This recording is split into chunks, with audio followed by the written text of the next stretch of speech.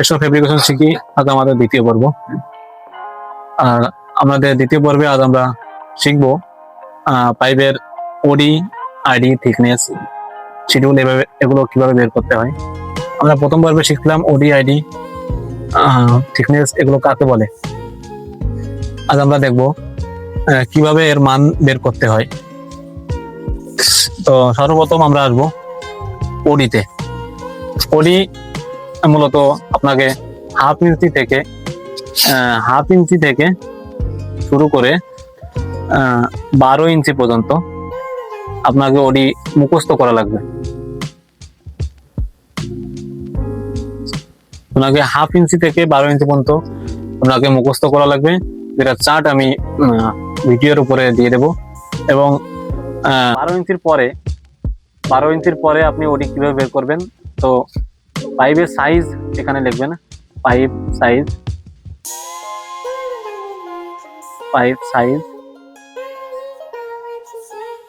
এর গুণ করবেন 25.4 দিয়ে। তো এখানে পাইপ সাইজ মনে করেন এখানে 14 ইঞ্চি, পাইপ এর গুণ দেব 25.4 সমান হবে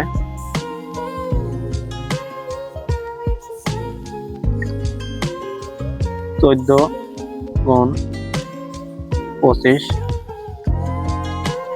355।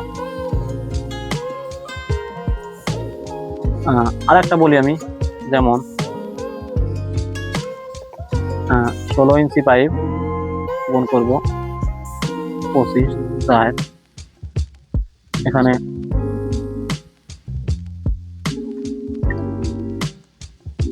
16 গুণ 25/4 406। এভাবে যতগুলো আসবে 12 ইঞ্চির পরে তার সাথে গুণ দেবেন 12 ইঞ্চির পরে সবগুলোর সাথে গুণ হবে 25/4। দ্বিতীয়ত থাকবে পাইপের থিকনেস এবং পাইপের আইডি এবং থিকনেস সম্পূর্ণ ডিপেন্ড করে পাইপের শিডিউলের উপরে।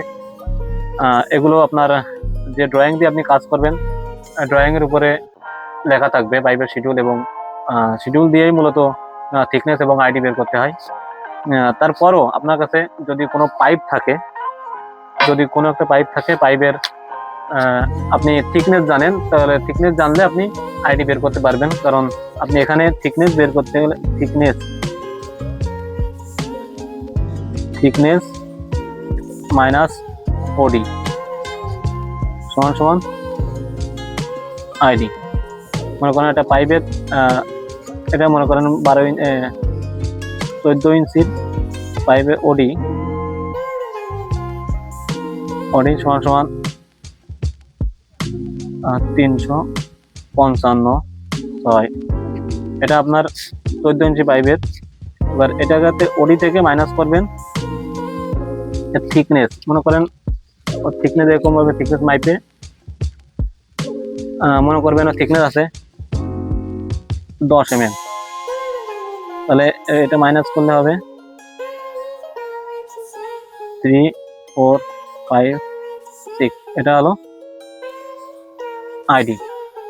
এক কথায় ওডি থেকে থিকনেস মাইনাস করলে আইডি বেরিয়ে যায়।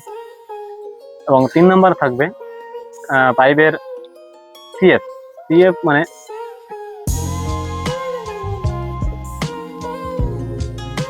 সারকমফারেন্স,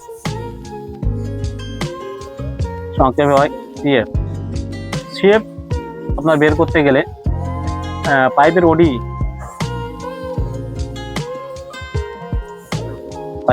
ওডি সাথে গুণ করতে হবে 3.141। পাইপের ওডির সাথে 3.1 গুণ দিলেই বের হয়ে যাবে সিএফ। তো আমরা যারা আমার ভিডিওতে দেখছেন অবশ্যই আমার প্রথম পর্বটা আপনারা দেখে নেবেন, কারণ প্রথম পর্ব না দেখলে আপনি দ্বিতীয় পর্বে অত তো সবকিছু আপনি বুঝতে পারবেন না, তাই আপনাকে প্রথম পর্ব অবশ্যই দেখতে হবে। ধন্যবাদ, দেখা হচ্ছে পরবর্তী ভিডিওতে।